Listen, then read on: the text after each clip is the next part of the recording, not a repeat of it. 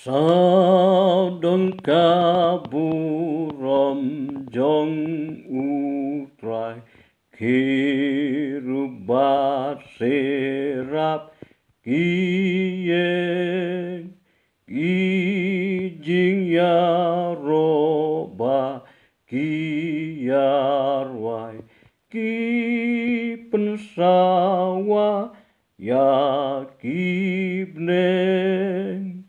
kabneng batka kendeu kashlei daka burom jong utrai shami ban ai burom kade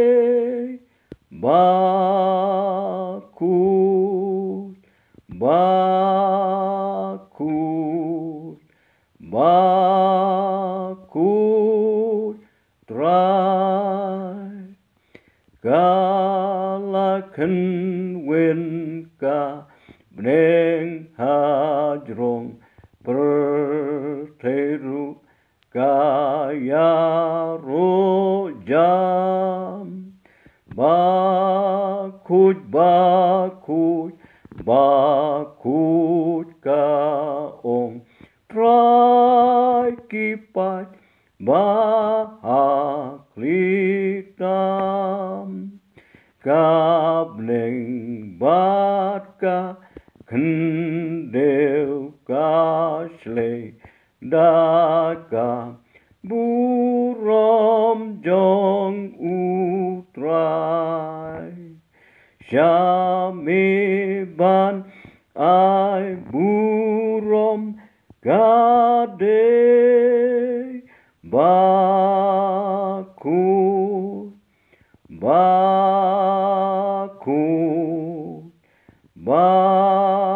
bakut trai lembat serabaro habning lembat ka balang hangni ya ungin mane dem keleng ya ungin raya rode kabneng batka kendeu kashlei daka burom jong utrai shami ban ai burom kade bakut